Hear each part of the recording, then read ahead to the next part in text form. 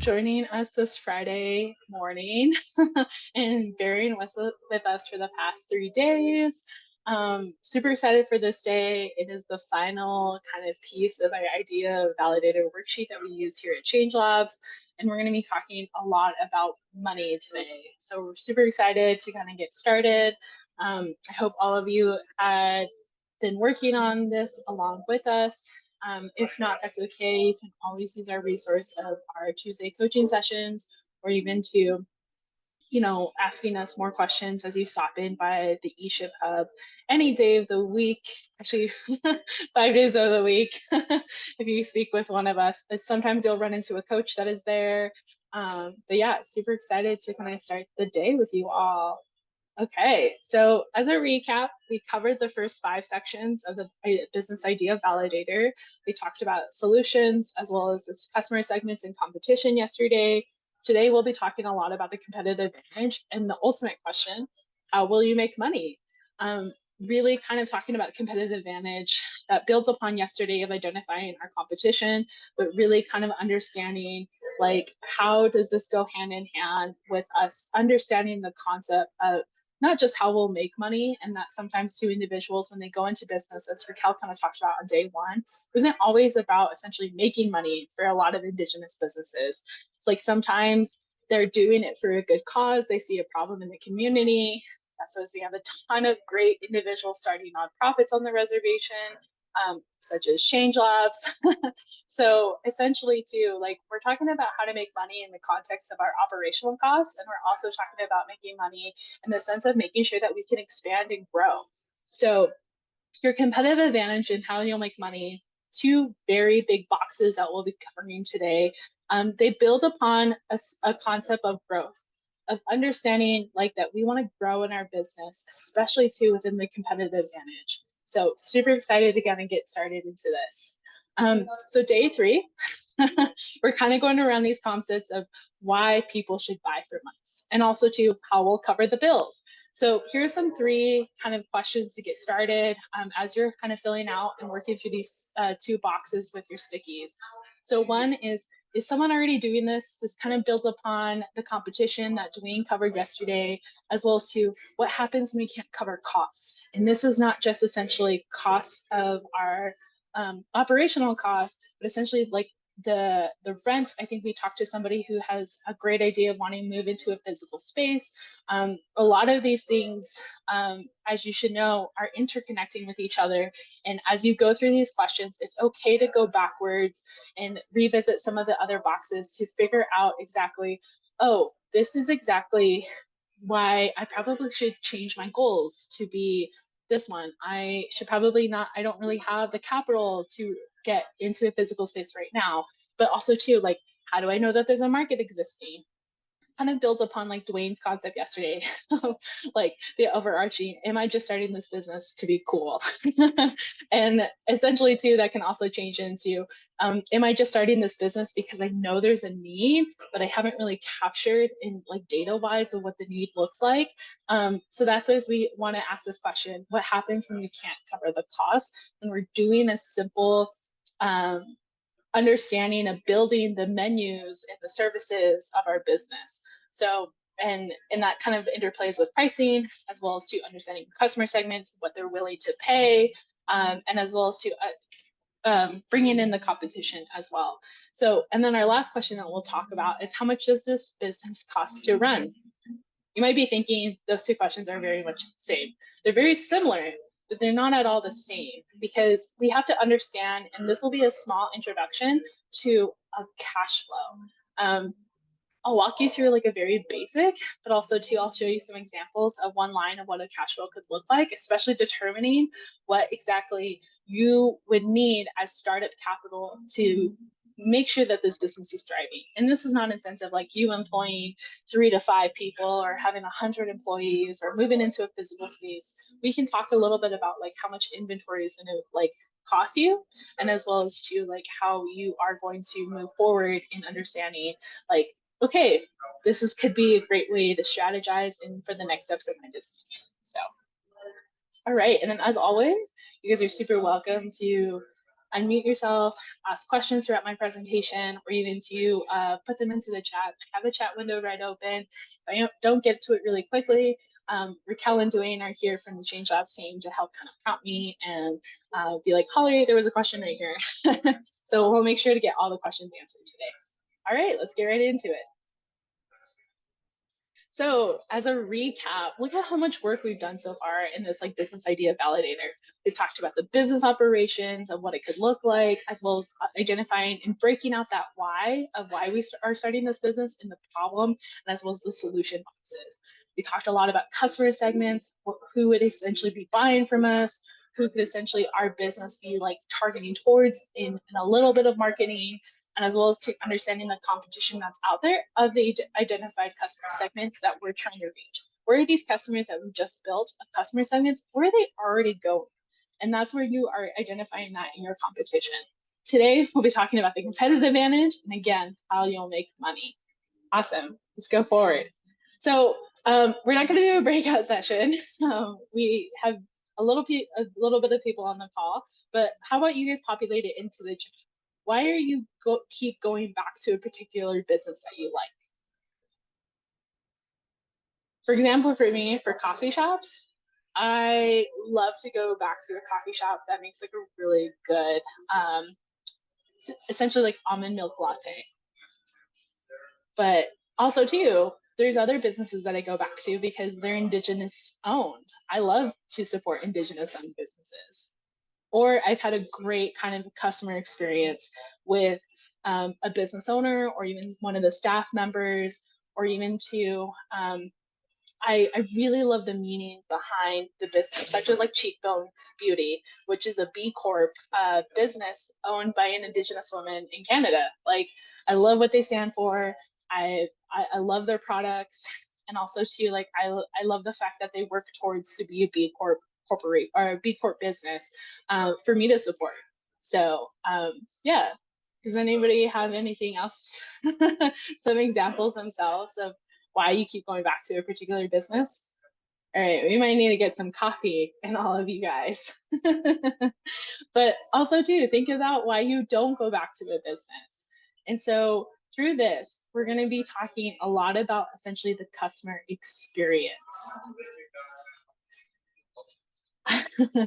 So essentially, whenever we're talking about a competitive advantage, there sometimes can be things such as like a loyalty program to earn points for more visits. I immediately think of like Dutch Brothers, Starbucks, of Little Bear. Again, you get a concept that I love coffee a lot, so I love reward programs, as well as to having a great experience in customer service, maybe diversified menus, and that essentially for us, like when we're talking about our mobile food truck that of our Pignon Fiber truck, we can also probably reach more customers or rural customers traveling around. So that could be a competitive advantage for us. And that also too, thinking about this, we did this brainstorm internally as a team of like the questions we would ask ourselves when we're trying to like essentially go through this competitive advantage box. We're like, oh, should we take into consideration the hours of operations that are accommodating for individuals traveling home to work quickly? Like maybe our food truck operates from 5 a.m. to 9 a.m. because people are going to work, and the thing is on the Navajo Nation is that it takes about 2 hours probably average to get to work, or an hour and a half. And being in a rural food desert, like it's really hard to find breakfast very quickly or find coffee extremely on the way to work. And so we did that into consideration when we were building essentially this little box for our food truck. And so we were like, oh, we'll reach people going to work and probably coming home, so that we're not open the whole entire time and we're able to replenish our inventory or not exhaust ourselves throughout the day.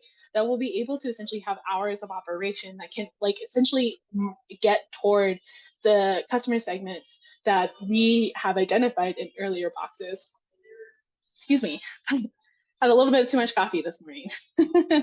So then also too, we talked about like our operation sides. So maybe we have an effective drive up system for breakfast. So we just have like a ton of pre-made burritos, or you have a ton of like ready to go coffees that are quick for people who are trying to get on the road. And then also too, we thought about this of like, maybe we're vegan friendly. Maybe the ingredients that we are using and choose to use for our business are vegan friendly for a lot of people who are like essentially very health conscious. That seems to be a very huge move in the health kind of market these days, or even too like that the vegetables that we're using are locally sourced. Maybe we're working with farmers in the local area to help buy a lot of our inventory, and that we can essentially proudly say that a lot of our ingredients are locally sourced and partnered with farms. And so, and another thing too about being very health conscious is that maybe we triple purified water. Maybe we are so very conscious about what we're putting into our bodies, and that's our marketing sell point. And essentially, this is our competitive advantage. Sometimes your competitive advantage can definitely be your quote unquote value proposition. I know we talked about this a little bit in the beginning days. Raquel kind of touched on it. We had a great kind of conversation about our business idea and as well as the opportunity. Dwayne started talking about it yesterday when he was talking about competition, and he was also talking about such a solution for the problem that we covered on day one. And so this goes a little bit edging into our value proposition a bit more. So, a lot of the things that we're listing here in this box of the competitive advantage can all go back and be encapsulated into the value proposition of our business. The value proposition is essentially just answering the exact questions listed here on the box. What do you do differently than your competition? That's a lot of your value proposition of your business. So think about that. It can be a statement. I believe we even have like a Mad Lib to help people work through their value proposition. So sorry we didn't include it in this one, but essentially it can be a statement that encapsulates your customer segments as well as their pain point and as well as to your solution to it all. So that all of that together is essentially a great place to enter your value proposition. And also too, we talked about the potential business opportunities because here at Change Labs, and as well as the other coaches on the call, we love to support other locally owned native businesses. And so one of the businesses that we have worked with and as well as to love to highlight is KAE Ranch. And they're located in about the southern area of the Navajo Nation, and they source amazing mutton. They raise them, and we're like, hey, maybe when we make mutton sandwiches and expand our menu, that we'll be able to essentially have that collaboration with them and be able to say like, this mutton is coming from the Navajo Nation. So these are kind of great things that we are, thinking about, especially when we're talking about our competitive advantage. So for our answer of how we wrote into this sticky, essentially mobileness is a really, really big one. If we are able to achieve our dream of being within a food truck, a cultural experience as well too. So, one thing that we hope to do is collaborate with native graphic designers to help kind of design our outside of our food truck and have an experience that this is like integrated in the Navajo Nation, as well as to some amazing kind of art and working with a graphic designer to do so. So, we're adding in cultural and as well as community engagement and as well as an inspiration of how we want to create it as a marketing for a tourist destination, because there's a lot of people too. Like, I think this is kind of just known in the area that we want to launch this food truck, but that's a huge highway for tourists in the summertime. So having this like bright, beautifully decorated, and as well as designed food truck on the exterior side, and as well as to probably having amazing food that's extremely health conscious, and as well as to great customer service, we'll be able to have a great competitive advantage for people who are on the go very quickly, or even to just want to essentially uh, better aid the marketing that we will hope to develop on social media. So, and these are hitting all different types of customer segments right then and there. So even though it seems like we're trying to serve everybody, there's certain things that we're doing, that we're strategizing toward a certain customer segments that we've identified. So I'm going way too fast. I apologize. I usually, when I go through this, all of the information kind of just like comes out. So any questions so far? Maybe share a little bit of what you're thinking about of your customer advantage in the chat.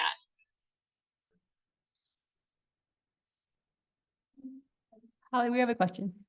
Oh, great. what I'm looking at from livestock. So I'm kind of looking at the same field of like producing top grade animals to sell and like to people like her. But also that these are raised unarranged or not like pinned up and sometimes they are today over here. But that are, you know, there's I know the company out of kitchen leader that comes to sell their products, things like that that we could do, but sell it that way, like when you package it. That's kind of, but we always have to have some butcher do, you know, kind of, yes, we could do it ourselves, but that's a lot of like ground it and all that stuff. Process it, yeah. But that's kind of what I'm looking at, and I'm thinking that maybe we're already in business, you know, kind of.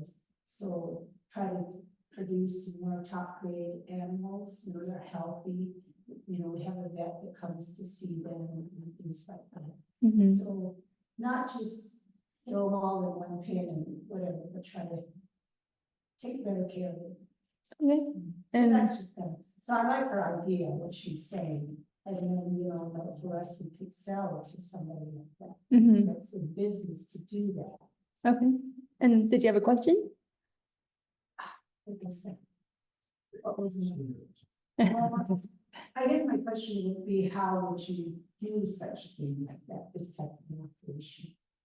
How would you?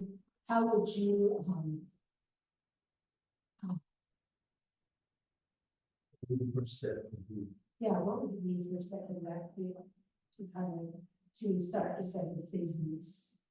As far as getting your business started, or? Yeah, well, like we already do it, like there's more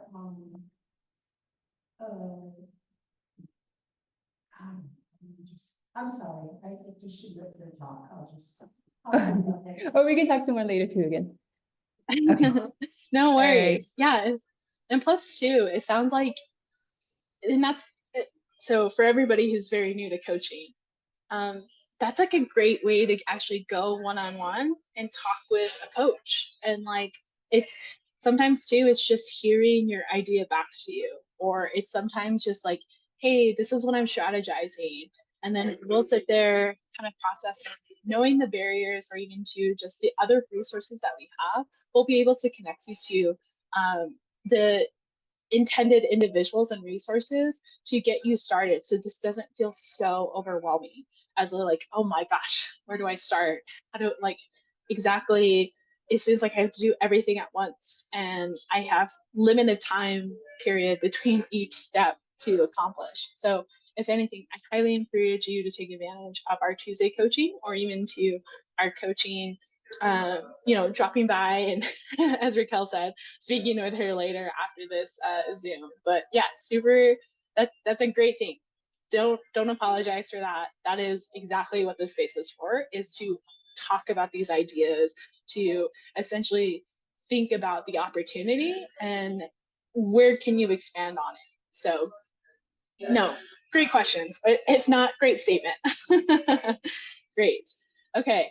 So as we go forward, you know, when you're thinking about the competitive advantage, one thing to think about is your customer experience. So we have this great nifty resource in the eShip Hub, and as well as we're trying to digitize it and put it online for everybody to access. But right now we have printed copies at the eShip Hub. So if you're there, think about this, of picking it up, and as well as meeting with a coach about how to go through this. So I'm going to give a very quick overview, but I highly recommend you meet with a Tuesday coach, which it's free. And you can do it a number of times. It doesn't matter. There's no limit of how many sessions you can be with a Tuesday coach.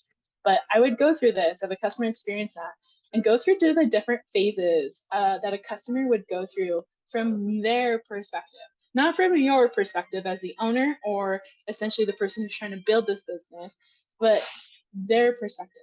The first stage is usually awareness.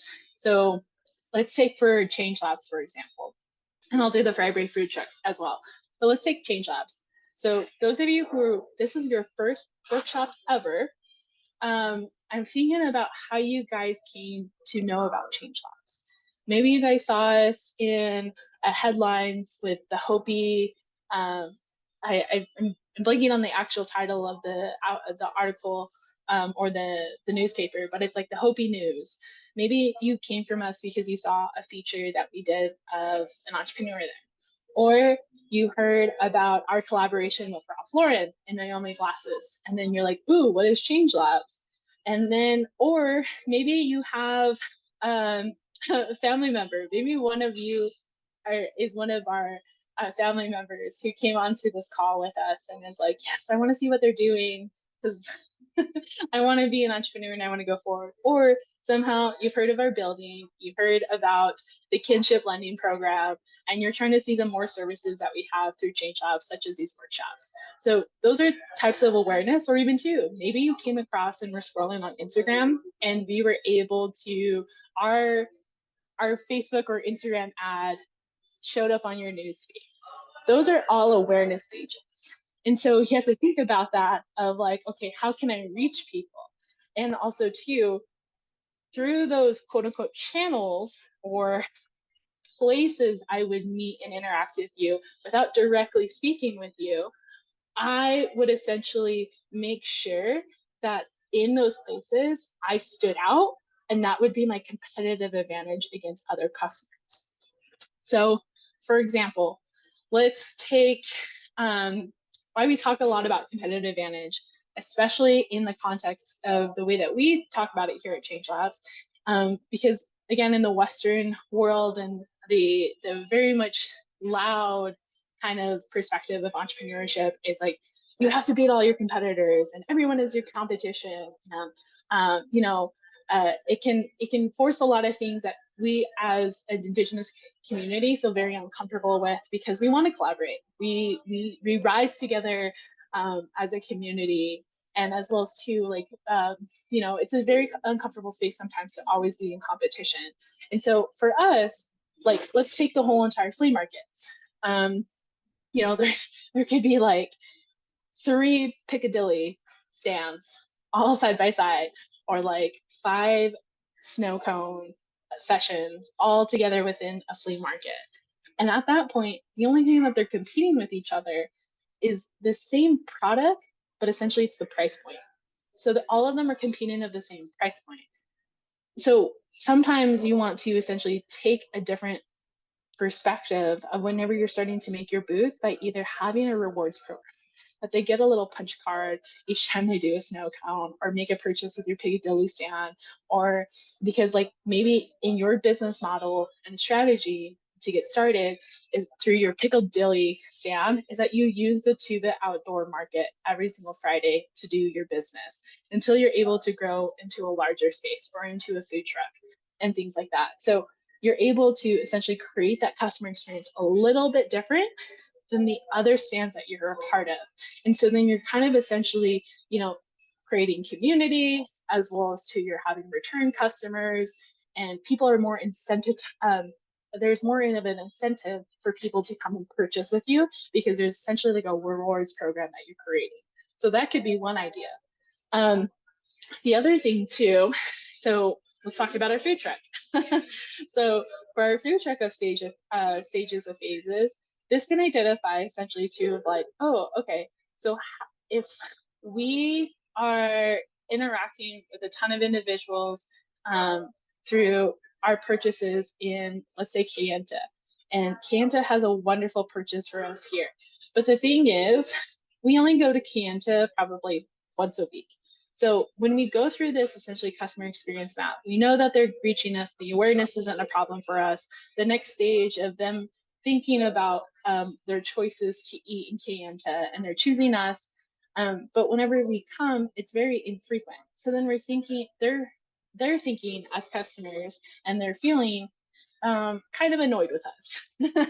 And they're thinking, why don't they actually come here more often? And some ideas we could do. Maybe we go twice a week, and maybe we try to go into the flea market at Kayenta on Saturdays, one Saturday out of the month. And then we try to essentially spread out our time like in a strategic way to be at these places that we hope to operate our food truck maybe twice a month versus like, because we know that it's taxing on our travel, our gas, and our tires of our food truck, that those are all end up being expenses down the road of our business. So we're trying to strategize a little bit better, but we know that Kayenta has, like, we sell out every single time of our inventory. So let's test it out for one more weekend of being there. Let's not do the full week in Kayenta, but let's try to like strategize of what could essentially build more business with us, but also to not neglect the other parts of our business that we've strategized. So, this is a great way of going through a customer experience map, as well as to like figuring out, like, I've done this exact worksheet with nonprofits, federal contractors, Airbnbs, trying to think of other very, very common outlying businesses that have come to us for coaching. And artisans. So like those who are going to like market spaces, like who make their own jewelry and manufacture everything from home. Like we've done this one target experience map, particularly for a certain market as well too. Like how do we lead up in preparing better for the Santa Fe Indian market? What does a customer need to know? And this can also go hand in hand with you better preparing for your marketing experience of your business. So like I see this all the time with individuals, especially too. Let's talk about the herd market that's coming up in, I think, this weekend or next weekend in Phoenix. There's a lot of people who apply to be vendors, and there's a lot of vendors who ended up getting accepted to the herd market, but very few of them are marketing themselves that they will be at the herd market. So sometimes when you go as a customer, you're like, I don't know what I'm gonna find, but hopefully I find something. And then it's highly competitive of like pricing, of the experience of everything. And so it kind of can get overwhelming for the customer. And so then at the same time too, maybe there's a certain jeweler that I love to go see. I'm gonna use Raquel for example. So we had a wonderful presenter last week or 2 weeks ago named JT Willie from JT Willie Designs. And he does a wonderful job of marketing where he's going to be at next for these huge markets. So essentially, Raquel will know that she's like, I'm going to go to the herd market and I'm going to go buy JT's new line of rings or earrings that he has. And like, because I shop in person. So like, I want to feel it. I want to see how long it is. I want to see how heavy it is and everything. So, think about those things. And so, this is a great thing to start mapping a ton of that experience. And I will pause for questions or even to insightful statements.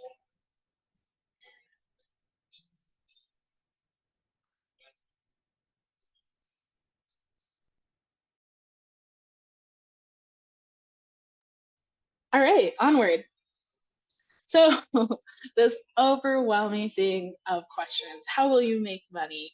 If you make a product, could you offer a service contract? Are there replacement parts for your products? How can you create repeat buyers and longtime customers? Startup costs, monthly operation costs. Like these are all very overwhelming. And essentially too, within our communities, the way that finances are kind of talked about, kind of like a shush topic, and it can get very uncomfortable. I remember how I was super uncomfortable talking about money. I had a lot of essentially like anxiety about talking about money. I didn't like knowing a lot of things about money because I always had like a very negative relationship with money because I grew up knowing how much things cost, how much I couldn't afford, how much my family couldn't afford. So sometimes going into entrepreneurship or even starting your own business can also arise a ton of those exact same feelings. And so let's kind of break this down like part by part and help ease a little bit of this topic of finances. So let's break it down into 3. What you'll need to know about business costs. The first one is essentially how much will it cost to launch your business? 2, how much will it cost to keep your business open? And 3, how much do you need to take care of your personal expenses? Because sometimes people operate their business as in the whole amount of money that they get from one purchase product. So let's take our food truck stand. That if we sold one fry bread, the $3 is considered all profit. It's not really. The $3, a portion of it goes back to the business, a portion of it may essentially pay your wages, and as well as to a portion of it may go to saving for future kind of growth of the business as well too. So, you know, it's changing your conception of whenever you make that transaction or even to that trade of goods and services. So let's start with, oh, I think there's a question I see. What is the main difference between an artist, entrepreneurs, and entrepreneurs in starting a business? That's a good question because I don't believe there is too much of a difference. Because if anything, both, it depends on essentially more of the legal business structures. So when we're talking about legal business structures, which actually plays a lot into what this slide is talking about right here, especially number 3, there's typically 3 places you can start a legal business structure. A lot of people operate unknowingly as a sole proprietor, in which your personal expenses and your business are essentially together. There is no differentiation between the two. When you grow into an LLC, which is a limited liability company, that is splitting the individual and the business apart from each other. So, sorry, I'm making a lot of hand gestures. So if you can see my little box, that's great. But when that happens, that means the liability of the business is separated from the liability of the person owner. So you almost become, when that LLC is formed, you become an employee of the business, and the business becomes its own entity, meaning that more organization needs to happen and a sense of separation, especially with personal finances and the business finances. So let's take the example of the $3 fry bread again. When I'm an LLC and I sell a fry bread, the $3 completely stays within the business. And then I have to take a portion of the $3 and say that, like, my wages is 30 cents of the $3. So then I, as my business, has to then pay myself as the employee of the business, even though I may be the only person working within it, that I have to then pay it 30 cents rotationally on like every 2 weeks or once a month type of thing. So you become the employee of the business, and it's always really, really great of a rule of thumb to keep that organization separate from each other, especially when it comes to finances. So, and as you add more people onto the team, it becomes easier if you have that already set up, even if you're the only person who's operating the business. So with artisans, entrepreneurs, this is very, very common with them. I highly suggest watching whenever it's posted to our YouTube, our Kickstart on Market Booth Prep. We have 2, well, yeah, we had 2 presenters who are the sole employees of their business, and as well as do a ton of the operational strategy and organization of their business, talking about this a lot from the artisan entrepreneur perspective. So, oh, great questions that are coming into the chat right now. Okay, could you use an example for ranchers who utilize open grazing methods rather than supplementing with grain? As like entrepreneurs, or like the difference between entrepreneurs, or I need a little more context on that question. Or like how would they start a business? Is that what the question is? Yeah, the model of ranchers trying to provide meat and other products for, who were you saying that you supply for? To other businesses or. To other businesses? Or looking for like, meat, like mutton. Like lamb, wholesale? Wholesale. Meat from a local ranch that utilizes open grazing methods rather than supplementing with grain and hay, so that they are able to control the quality of the beef and the mutton more so than kind of, I guess, diluting the quality because the supplements would basically create like a rapid growth in meat, so the quality isn't as great, like the flavor and all of that, the nutrition. I don't know if that's applying to what you're talking about now. I think if anything, so for ranchers, I feel like this is a very common thing on the Navajo Nation, especially with like us having like very rich agricultural um, history, and as well as like that kind of is our family business. So I've had this discussion a lot with my family in the reservation. They've asked me questions of like, how do we turn our lifestyle, essentially their lifestyle of having livestock and sheep, into a profitable business, because they sell the sheep, they also again sell the meat of it, or they sell their cattle. So there's ways of turning it into, from a ranching lifestyle into a business, but typically when that happens, and the reason why a lot of people grow from a sole proprietor, a sole P, to an LLC, is because as a sole P, you can't have employees. So that's the main difference between the sole P and the LLC. If you have a partnership, or you have your family members as employees, so for example, let's take our fry bread food truck. Say that I started this fry bread food truck by myself. I didn't register a business, and a business license are very different. That I didn't register my business as in claim and articles of organization or business structure.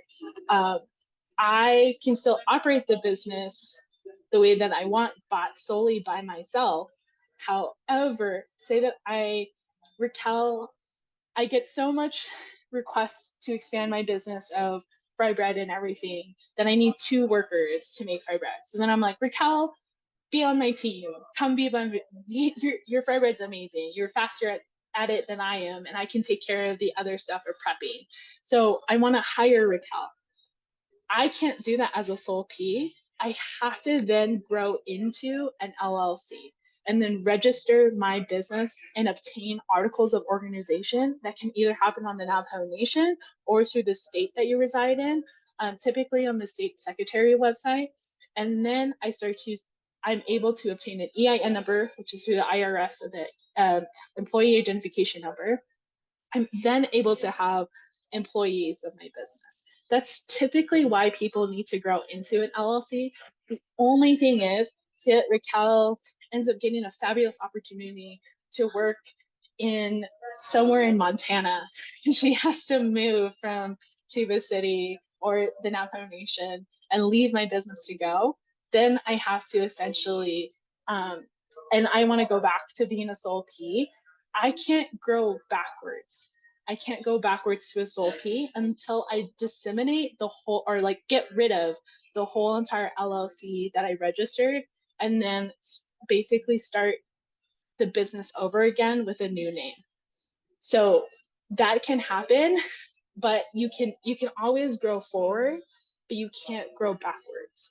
So when people are trying to change their ranching lifestyle into a business, think about how many people are going to receive a paycheck, and then make your determination from that point.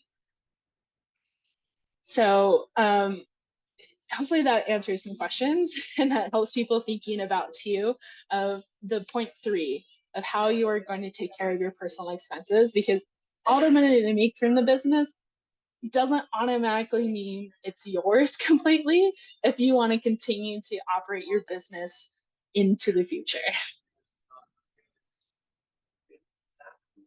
Awesome. Okay, let's go forward. So put it into the chat. If you were to estimate your starting cost for your business or nonprofit to get started, what would it be?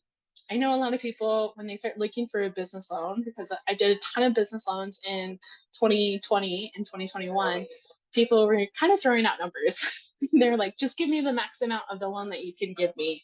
Or, you know, I need $5,000 to start my business, and I need this amount to do this.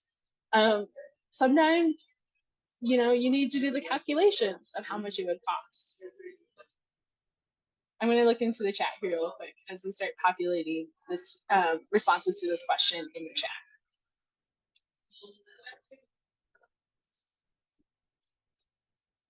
Akeem, I would super suggest you booking a Tuesday coaching with one of our coaches on that.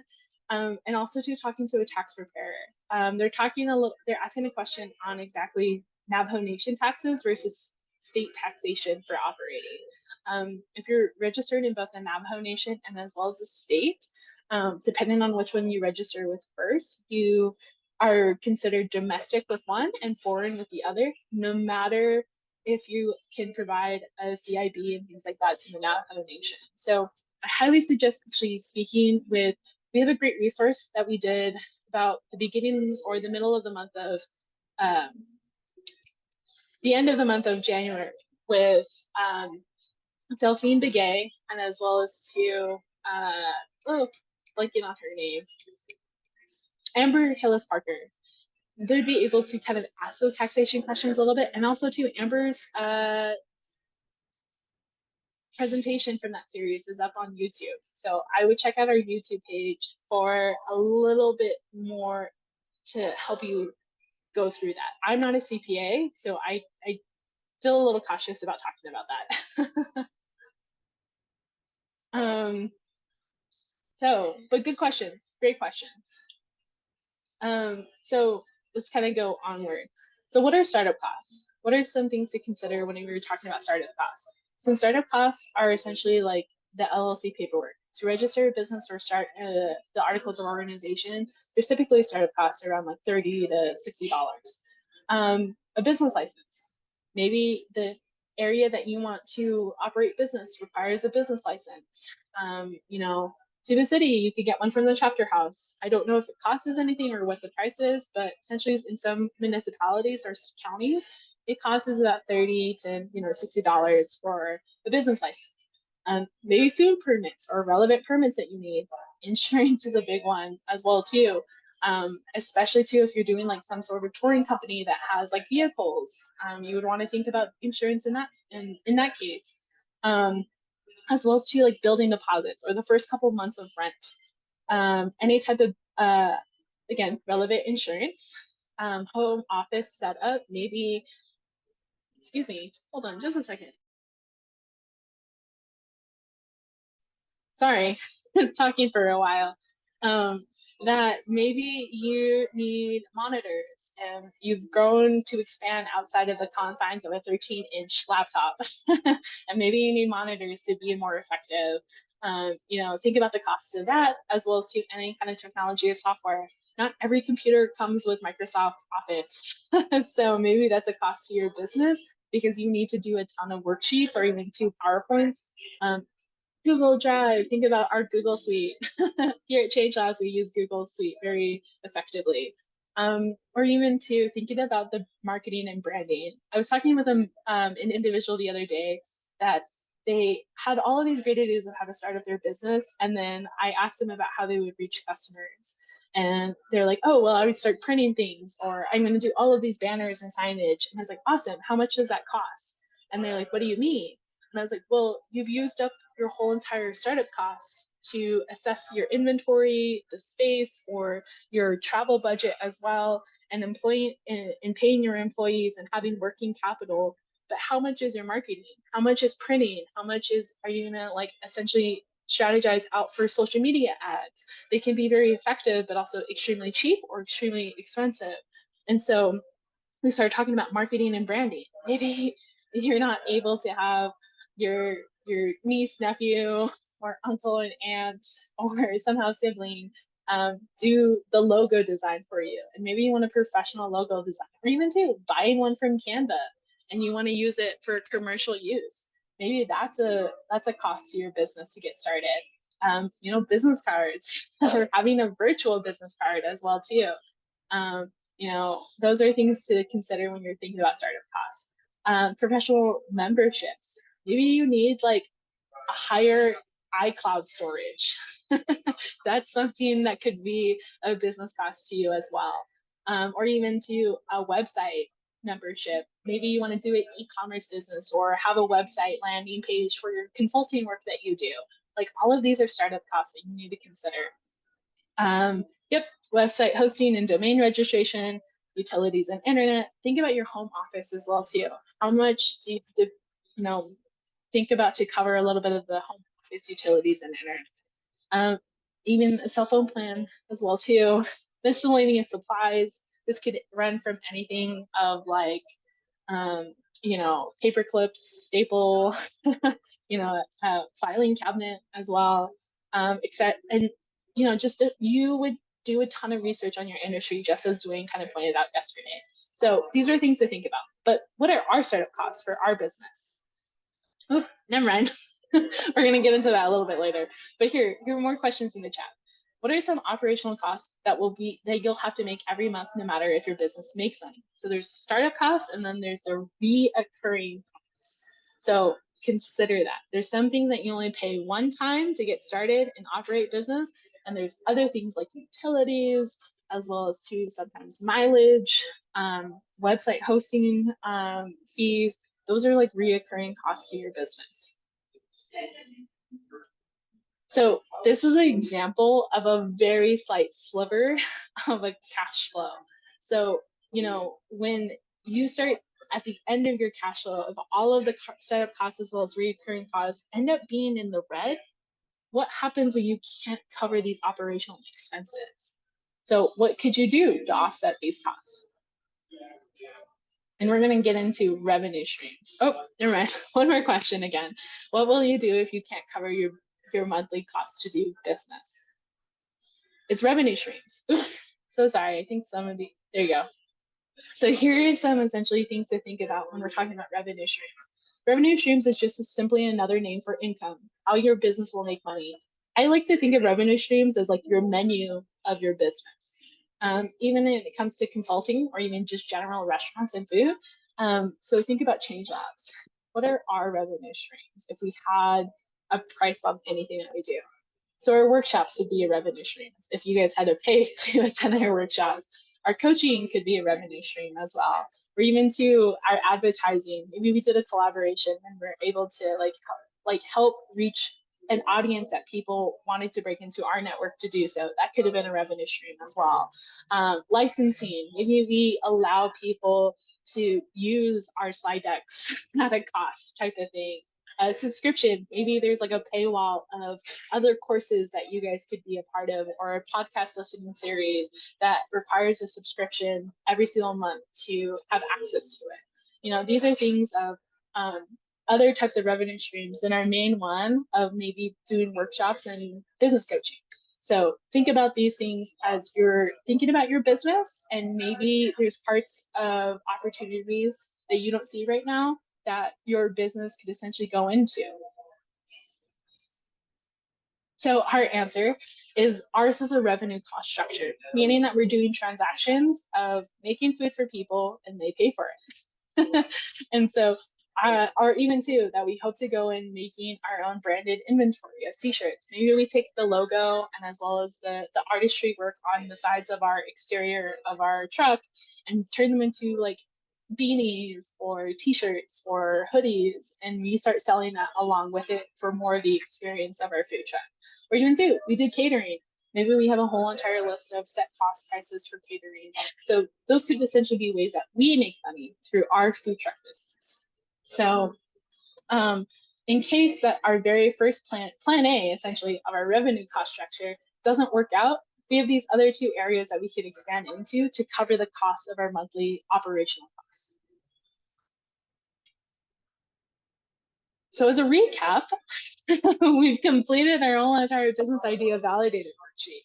So we talked about not only the business operational, of describing our business of what we're going to do.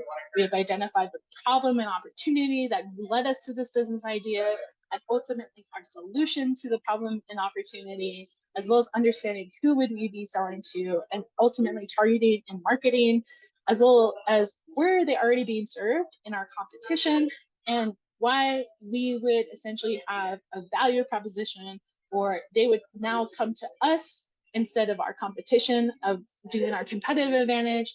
And ultimately, what would that interaction and relationship of experience would be with our customer segments that will ultimately make us money. So this is how you approach the business idea validator, with all of these wonderful stickies that you can layer them on top of each other, or even to come back And maybe when you get down to how you'll make money, some of these stickies actually start to rearrange, and they actually start to essentially help you strategize better to get to making money, and how it's realistically of a goal setting for you of the next 3 months to 6 months to 5 years of envisioning this business. Ooh, we got 5 minutes to spare. Does anybody have any questions?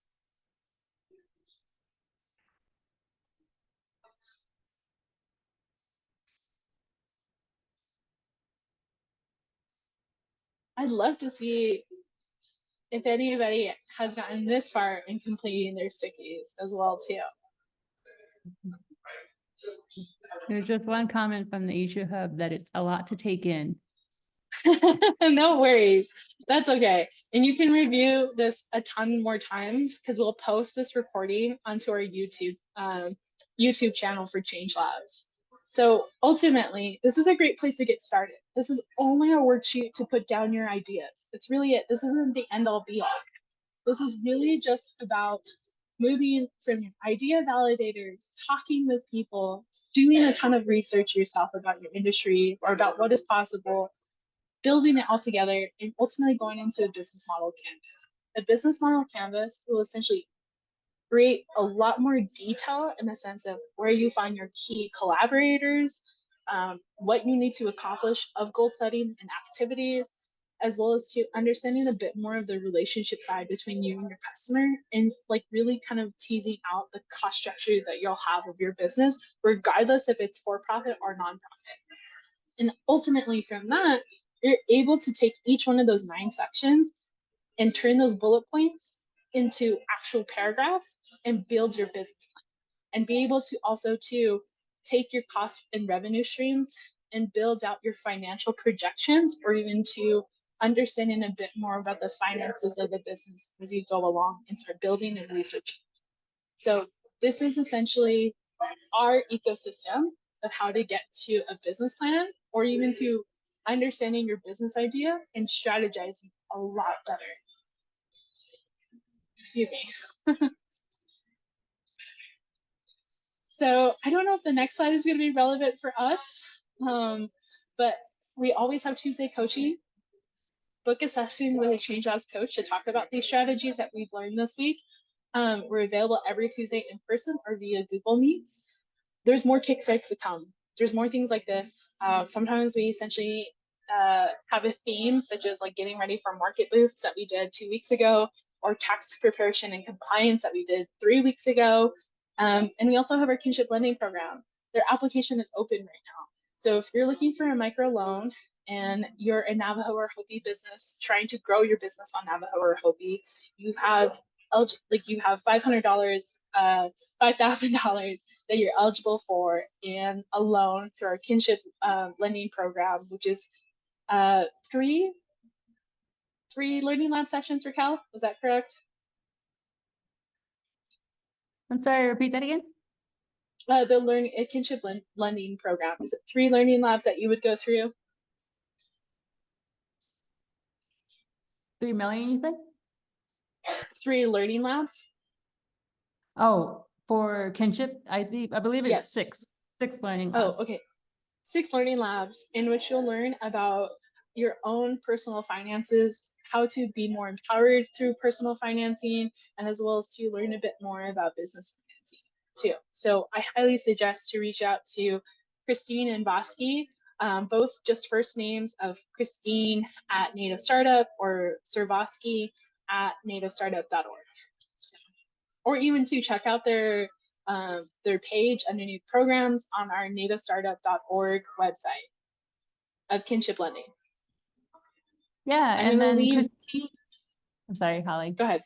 You're fine. Christine and Savosky actually have 30-minute appointments next week, Monday, Tuesday, and Wednesday, to talk about the kinship lending program for those Navajo and Hopi existing businesses that are interested in a microloan.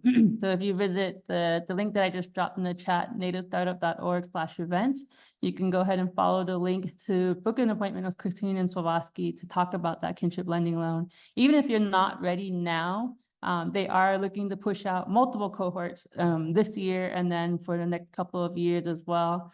And so I think personally, I recommend everybody to start reaching out to them as soon as they can, just to start establishing that relationship with them, because that is a huge part of their whole programming, hence the word kinship. And then as well, they can give you ideas and advice on what you need to start collecting as far as what they require through their application process. So even if you don't anticipate applying this round, with the deadline coming up next weekend, they do have upcoming rounds coming up. I think the next one, Holly, you can correct me, is towards the end of May or sometime in May, starting in June with their learning labs again. It's going to be late springtime. Yeah, I believe it's going to be late springtime. So, keep working toward it. If you need to meet with a coach, they heavily actually use the BMC. So if you've not yet kind of tackled that on, please feel free to meet with a Tuesday coach to do so, review this. We hope to actually do some snippets of helpful workshops that can be posted online to how to approach the BMC.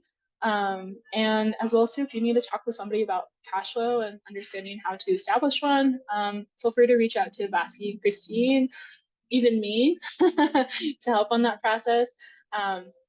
Yeah, but I'm gonna pause in case there's some questions that want to kind of get in before everyone has to go.